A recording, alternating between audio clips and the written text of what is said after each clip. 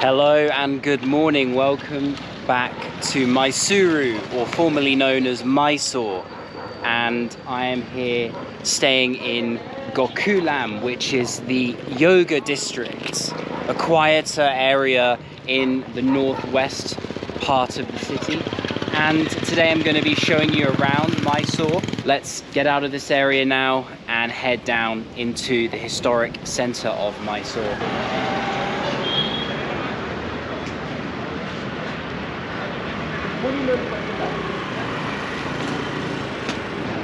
Hi, to Mysore Palace. Yes. How much? Go and come back, only drop.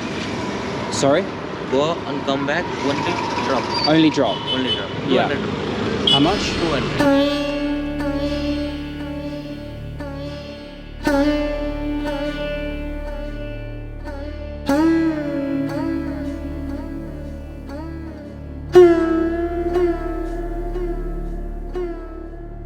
So I've now been dropped off here in the center of Mysuru, and I'm going to walk this way towards the market area and hopefully past some interesting buildings and things. The Mysore Palace is just there. I will pass by later. I visited it yesterday after having a day to edit and work. I went inside. This building here is giving me romantic images of India. What a beautiful building that is. The City Corporation.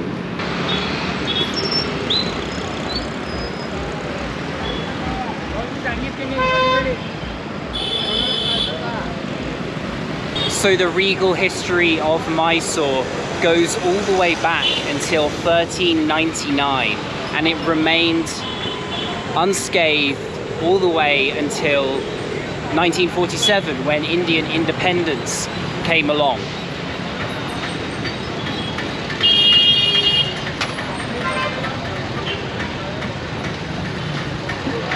But that wasn't the end of it.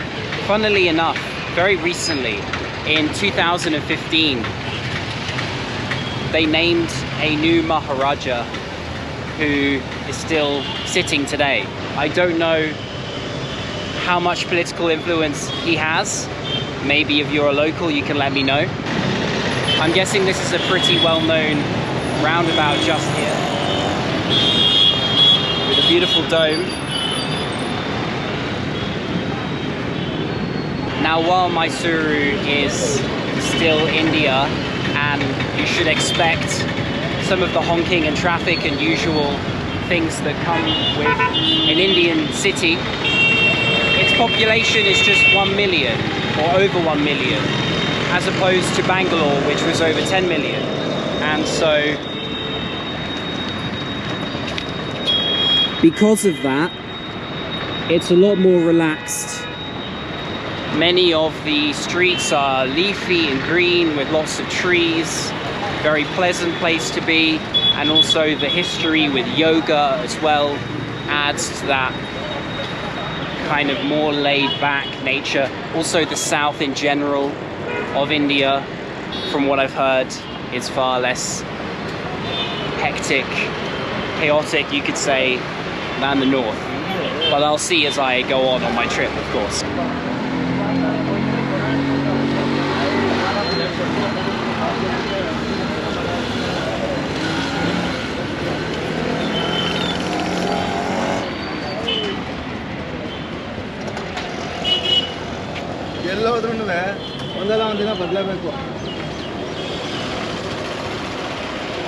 So in the morning here we have Devaraja market. I just love how the old crumbling buildings are the backdrop for the market today. I'm not sure if this used to be an important building.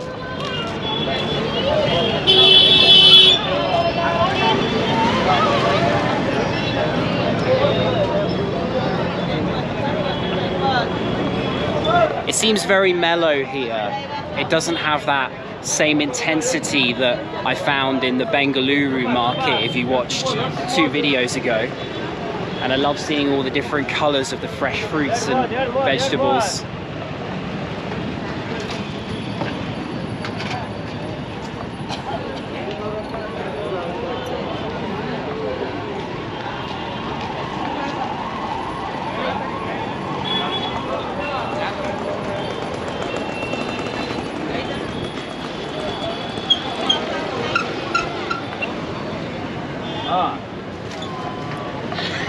It's cool to see old-fashioned looking businesses like that.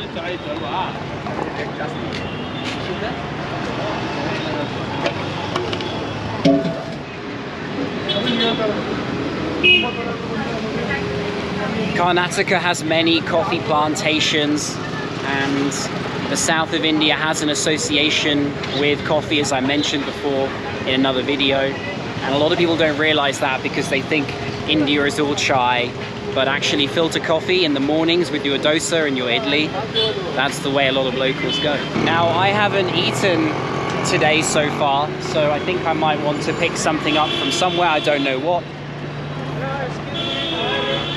But let's see.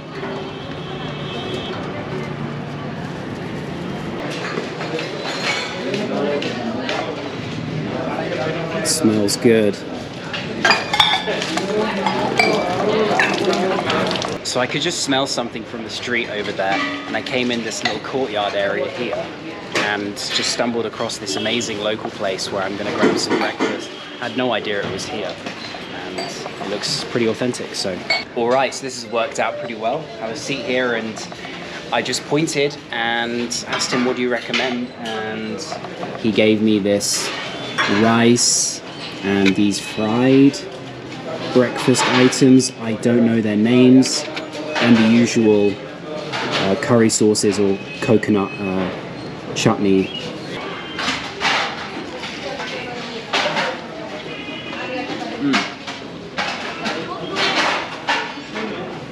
A bit like falafel in a way, but an Indian version. But I think it's potato and vegetable with chickpeas maybe. The rice is good, plenty of flavor, almost like a biryani type, but with a different type of rice and obviously a different style of cooking, a little bit spicy. Thank you. So the owner of this place has brought over a pineapple dosa, which I didn't ask for, but he wanted me to taste it. I think he saw me filming. I've never tried pineapple dosa before, so here we go. The dosas in the south of India, always nice and thick with their ghee.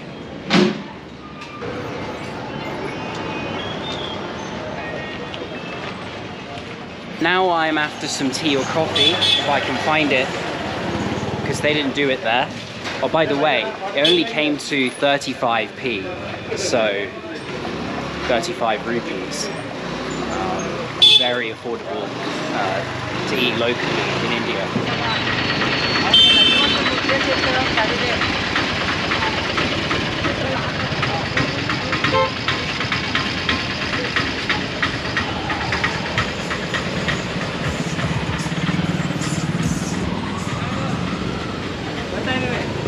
So I found exactly the type of place I was looking for to wash down that breakfast with the filter coffee. And I had one in the previous video, but still, I wanted to try one here in Mysuru.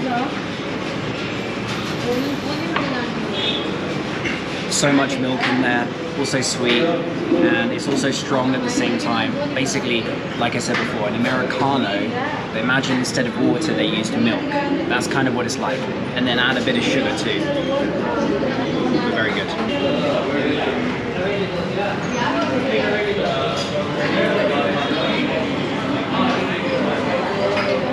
Okay, so I've tasted the filtered coffee there for 20 rupees, and I'm going to make my way into the main market area now and show you a little bit of the vibe.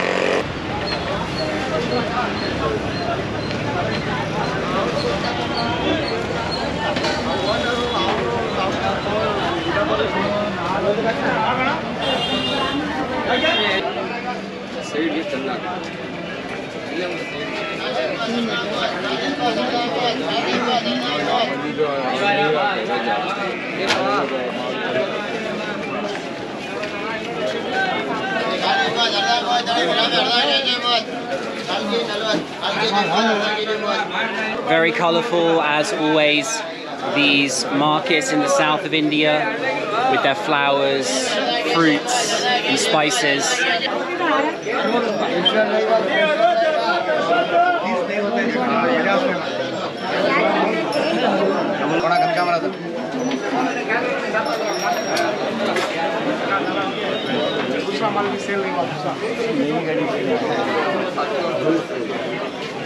India has festivals 200 out of 365 days a year, and so there is no shortage for reason to have these different combinations of flowers for many different religious events and festivals.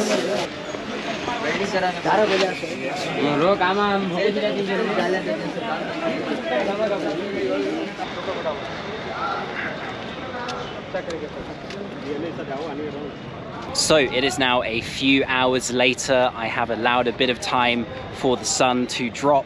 It is more towards 5 p.m. and I have walked over to the grandest of all of Mysore's royal buildings, and that is of course the Mysore Palace behind me with its red domes and beautiful structure and architecture. I went inside yesterday, as I said earlier. It's 100 rupees to enter, and you take off your shoes when you go inside. A fun fact about the palace that you may not know, it is the second most visited site in India after the Taj Mahal.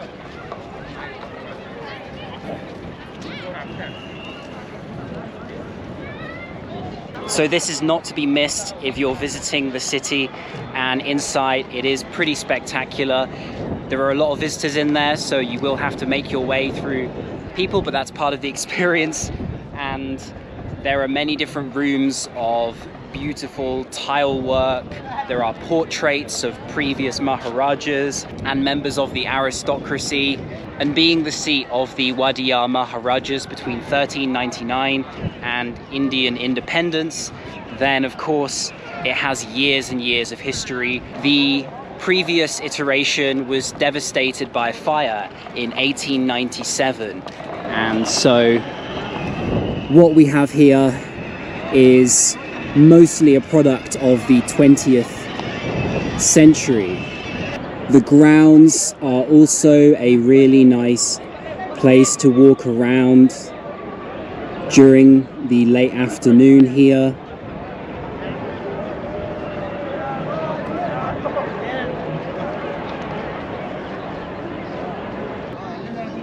Thank you. Where are you from? Mangalore. Bangalore. Mangalore. Mangalore, on the coast. Okay, nice.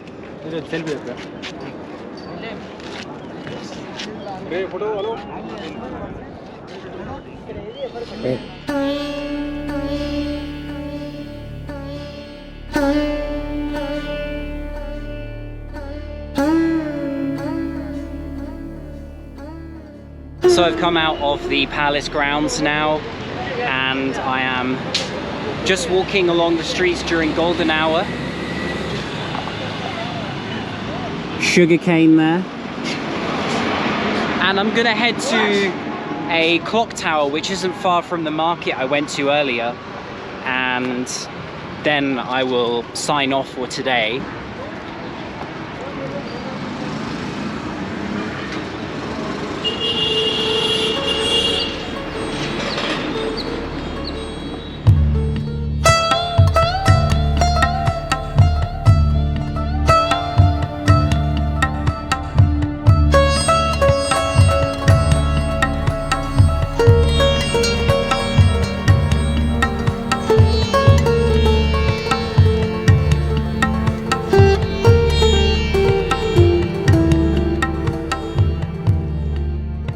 Here we are, a little walk away, and I'm now in a different part of the older side of Mysuru, and there in front of me is the clock tower.